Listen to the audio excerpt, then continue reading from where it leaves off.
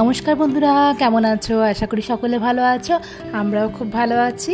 আর আমি আর একটা নতুন ব্লগ নিয়ে চলে এসেছি তোমাদের সামনে। চলো স্টার্ট করা যাক।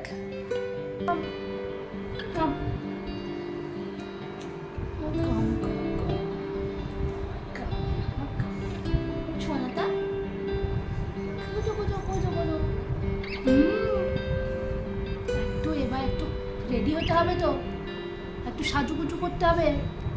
আজকে চান করাবো না তোমাকে। গালে কি লেগেছে? ওই দেখো, এটা কি হচ্ছে ওখানে?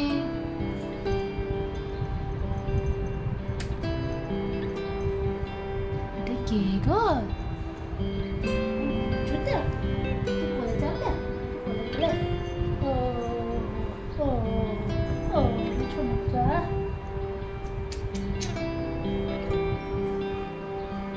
চলো, কামড়ি করো না, বেশ বাবা।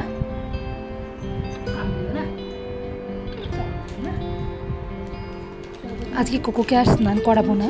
আজকে একটা ওয়েট টিস্যু দিয়ে ওকে তাই ভালো করে মুছিয়ে দিচ্ছি। ভাবলাম আজকে একদম লাইভ ভিডিও নেই, তোমাদের সাথে কোকোকে সাজানোটা শেয়ার করি। কোকো আস্তে আস্তে অনেকটাই বড় হয়ে গেছে। এখন ওকে কোলে করে নিয়ে ধরে এসব মোছানি খুব অসুবিধা। বড় হয়ে গেছে, চেহারাতেই বড় হয়েছে, কামড়ানোটা এখনো বন্ধ হয়নি। আর কদিন যে লাগবে এই কামড়ানো বন্ধ হতে। দেখি দেখি দেখি তোমার পগুলো পরিষ্কার করতে। ওই পটা দেখি, ওই পটা দেখি।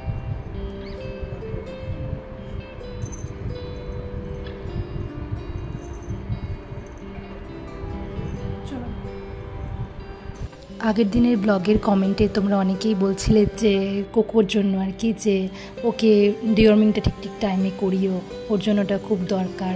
আবার ওর যাতে কাটাকুটির জন্য ওর যে খেলনাগুলো পাওয়া যায় সেগুলো দিও, তাহলে কম কাটবে। তো আমার ভীষণই ভালো লাগছিল। মনে হচ্ছিল রামধনু ফ্যামিলির সবাই কোককে অ্যাকসেপ্ট করেছে এবং কোককে নিজের মতো করে ওর যাতে আমরা ঠিকঠাক কেয়ার করি তার জন্য বলছে। এটা সত্যিই খুব একটা ভালো লাগা। তো তাদেরকে তো আমি ইন্ডিভিজুয়ালি রিপ্লাই করেছি, তবুও আরেকবার বলছি সত্যি থ্যাংক ইউ তোমাদেরকে। এই যে তোমরা কোকোর প্রতি কেয়ার নিয়ে আমাদেরকে বলছো এটা ওটা করার জন্য, এতে আমাদের সত্যিই খুব ভালো লাগছে। আর এটাও সত্যি যে তোমাদের অ্যাডভাইসগুলো আমাদের কাজে লাগবে। তাই তোমাদের যার যেটা সাজেশন থাকবে প্লিজ কমেন্ট করে আমায় জানিও। সবসময় ওয়েলকাম সেজন্য। আজকে তাও কোকো অনেক কম জ্বালাচ্ছে, জানি না ক্যামেরার সামনে বলে নাকি, বাট কমিং করার সময় ও ভীষণ ছটফট করে। আমার ওর ব্রাশটাকে ও বারবার কামড়াতে যায়, বাট মানে আমি দীপ্তেন দুজন মিলে করি, একজন ধরি একজন ব্রাশ করি। কিন্তু আজকে সত্যিই ও একদম গুড বয় হয়ে চুপচাপ বসে আছে। হয়তো দেখতে পারেন, জানে তো যে আজকে আমার মাসি মামা যাই হোক আমার রিলেটিভরা সবাই দেখছে আমাকে ভিডিওতে, তো আমাকে আজকে একটু গুড বয় হতে হবে। তো সেজন্য এমনিতেই বাচ্চাদের যেমন থাকে, কোকোরও সে জিনিসটা খুব ভীষণ আছে যে বাইরে বেরিয়ে গেলে একদমও গুড বয় হয়ে যায়, যেন কিচ্ছু বোঝে না, কিচ্ছু করে না, একদম কিউট একটা বাচ্চা হয়ে যায়, শান্ত শিষ্ট। ঘরে এলেই যত দুষ্টুমি বাড়ে। তো আজই ক্যামেরার সামনেও ঠিক সেরকমইও একদম কিউট একটা গুড বয় হয়ে বসে আছে, একদম মাকে জ্বালাচ্ছে না।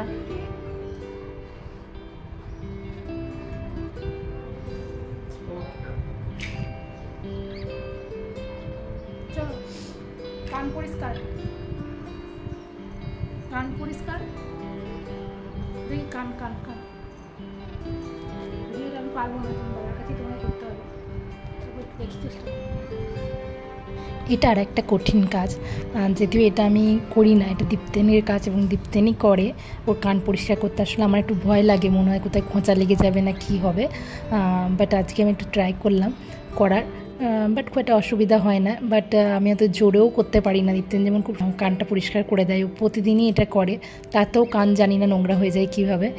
তো রেগুলার ওয়াইজ তো এটা করতেই হয়। আর একটা আমাদের যেটা প্রবলেম হয় সেটা হচ্ছে নখ কাটা। বাপরে, নখ কাটার সময় খুবই অসুবিধা হয়। প্রথম কিছুদিন তো আমরা নখ কাটতেই পারছিলাম না, অনেক কাণ্ড করে। ফার্স্ট টাইম যখন নখ কেটেছিলাম তখন আমরা বেশ ভালো অসুবিধা হয়নি, ও ঘুমাচ্ছিল, তো নখ কাটলাম, উঠে গেল, বাট নখ কাটতে দিয়েছিল। কিন্তু সেকেন্ড টাইম যখন নখ কাটতে যাচ্ছিলাম কাটতেই দিচ্ছিল না। তো অনেক কাণ্ড করার পর আমাদের পাশে আমাদের যে একজন আমাদের পাশে ফ্ল্যাটে থাকে, তো ওদেরও একটা ওদের বাড়িতে প্রিন্স বলে একটা ডগ আছে। তো বললেন যে মানে তিনিই সাজেস্ট করলেন যে যখন একজন নখ কাটবে আর একজন খাবার দেবে তাহলে দেখবে অত জ্বালাবে না, চুপচাপ নখ কেটে নেবে। তো ঠিক সেই পন্থাটাই ব্যবহার করা হলো এবং সত্যি কাজ দিয়েছে তাতে। শুধু এটা ওটা মুখে দেবো, এইসব ধান দেবো। বলো হাই, বলো হাই, বলো কেমন আছো তোমরা। দেখে একটু জিজ্ঞাসা করো সবাইকে কেমন আছে, একবার জিজ্ঞাসা করো। এই কি এই কি এই কি এই কি কোকো কোকো আমার সঙ্গে একটু গল্প করো। গল্প সাজুগুজু করে তোমার কেমন লাগছে? ও মা, এ কি এখনই মুখটা পরিষ্কার করালাম আর এখনই চোখে পিছুটি, এখনই চোখে পিছুটি, চোখটা পরিষ্কার, চোখ পরিষ্কার করি, চোখটা পিছুটি।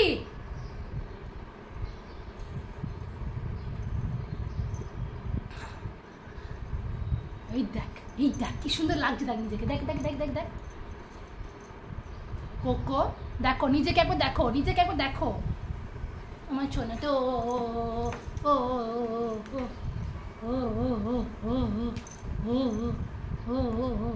এটা কে কোকো, এটা কে?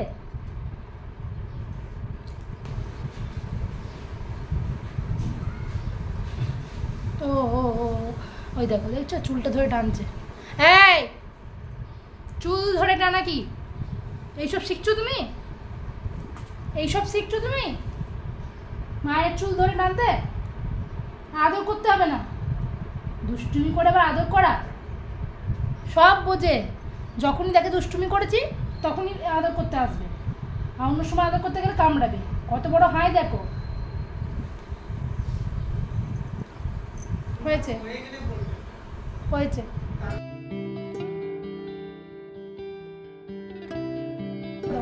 বলো বাই, সবাইকে একটু বাই করে দাও। বাই বলো, বাই বলো, বাই, সি ইউ। শোনো তোমার, আজ সকালে ব্রেকফাস্ট করে কোকোকে নিয়ে বসেছিলাম ও গ্রুমিং করার জন্য। তো সেসব তো হয়ে গেল, অনেকটা টাইম আসলে ওকে রেডি করতে চলে যায়, কিন্তু ওটাও তো প্রয়োজনীয় একটা কাজ, তাই ভাবলাম তোমাদের সাথেও একটু শেয়ার করি। আর তারপর চলে এলাম রান্নাঘরে, রাখো এবার বাকি কাজগুলো আমাকে সারতে হবে। যদিও আজকে একটার দিকে ভালো যে রান্নাটা অলমোস্ট হয়েই আছে বলতে গেলে। আর এখন আমি এই যে কালকের যে বাসনগুলো ছিল সেগুলো এখন সরিয়ে রাখবো, আর তারপর আজকে সকালের যে বাসন হয়েছে, চা খাওয়ার বাসন, ব্রেকফাস্টের বাসন, সেগুলো ধুয়ে নেব। তো রান্নাটা বেশিরভাগটাই করা আছে, মানে কালকে আগের দিনে তোমরা যারা আমার ব্লগ দেখেছো তারা জানো যে আমি কালকে একটু বেশি করে রান্না করে রেখেছিলাম। আজকে আমার বেশ কিছু কাজ ছিল সেগুলোকে করব বলে।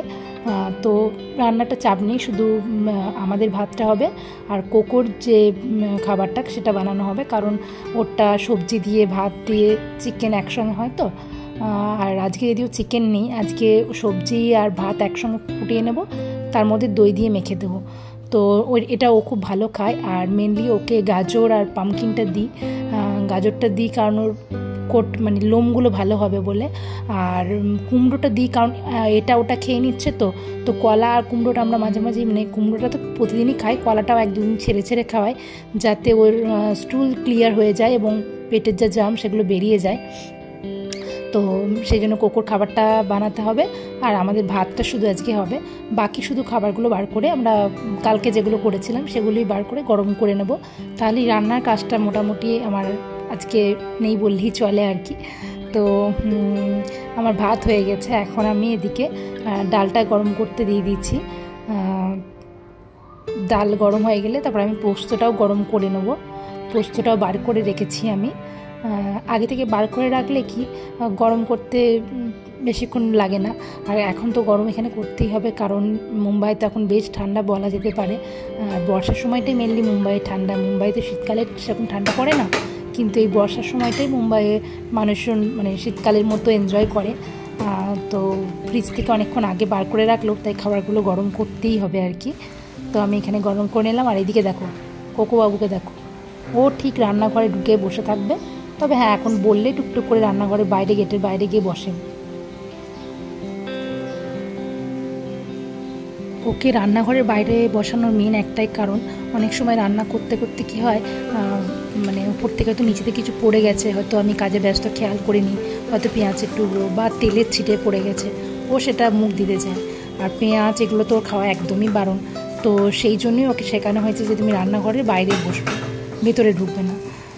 তো আবার এত দুষ্টু না, মানে টুক করে মুখে ভরে নিয়ে কিছু যদি কামড়ায়, আমি হয়তো আর চোখে হয়তো খেয়াল হলো আমার যে কিছু একটা মুখে ভরেছে, তো আমি যখনই আবার ওর দিকে ঘুরে তাকাবো তখন মুখটা মানে চিবানোটা পুরো বন্ধ করে দেবে, বন্ধ করে দিয়ে এদিক ওদিক তাকাবে যেন কিছুই হয় না, কিছুই জানে না, এরকম একটা ভান করবে। তো যতই হোক আমি তোর মা, আমি কি করি, আমি আবার রান্নার দিকে মুখ করে রান্না করতে থাকি এবং আর চোখে আবার টুক করে দেখিনি, তখন দেখি হ্যাঁ আবার ঠিক চিবাচ্ছে, তখন ওর মুখ থেকে আবার সেটাকে টেনে বার করা হয়। এই কাণ্ড চলে। আর এখন বিকেলবেলা, এখন আবার ওর সঙ্গে একটু খেলার সময়।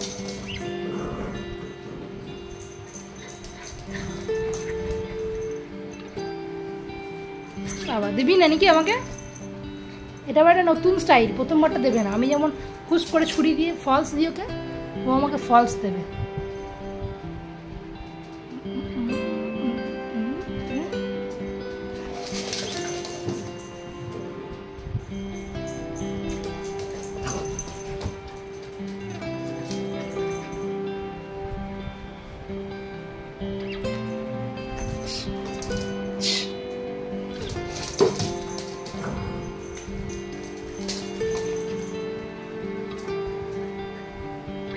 দাও দাও দাও, দে, ঢং করছিস কেন?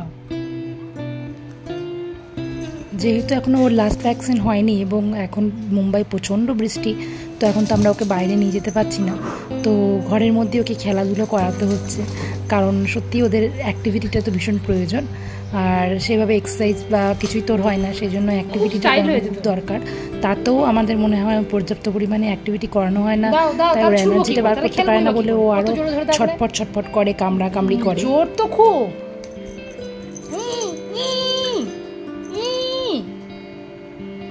তুই দিবি না, আমিও দেবো না, তাহলে তো খেলাই হবে না, তাহলে থাক, খেলতে হবে না, দে। কি তুই যেমন দিচ্ছিস না, আমিও দেবো না। দাও দাও দাও, আবার ছুড়ে দিই, আবার ছুড়ে দিই, দাও। তুমি একটু রেস্ট নিতে যাও। পেয়ে গেছি, পেয়ে গেছি, পেয়ে গেছি, নে।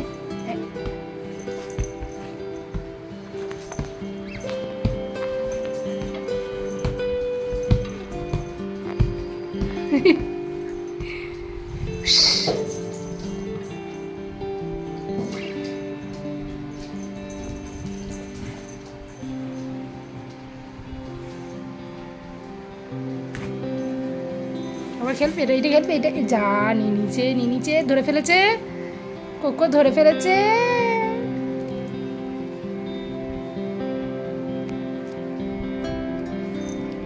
টিং টিং টিং টিং টিং টিং টিং, জন্মাকে হাই, কোকো বাবু জিতে গেছে।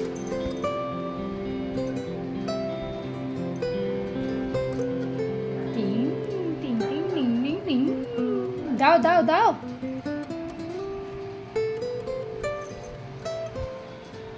গায়ে কি সত্যি তোর? দিবি তো দে, আর যদি না দিবি তাহলে একা একা খেয়াল, ঢং করিস না।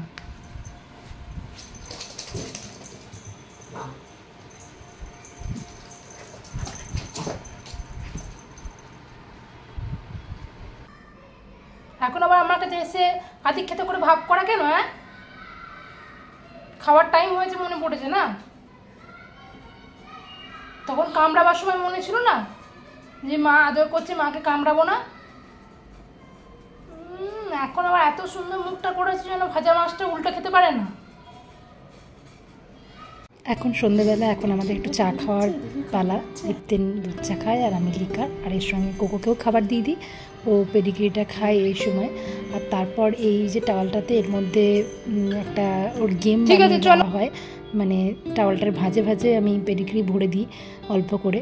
তো ওর খাবারটা শেষ হয়ে যাওয়ার পর তখন ও এটা নিয়ে ব্যস্ত থাকে। তো যখন আমরা চা খাই একটু গল্প করি, তখন আমাদেরকে আর কোনো রকম ডিস্টার্ব করে না, ওর খেলাটা নিয়েই ব্যস্ত থাকে। তো এটা বেশ কিছুদিন ধরেই আমরা করছি, মানে খাওয়ার সময়টা আমি যখন মানে আমরা চাটা খাই তখন ওকে এটা দিই, তাতে করে আমাদেরকেও কোনো রকম ডিস্টার্ব করে না এবং এই খেলাটাও ভীষণ এনজয় করে।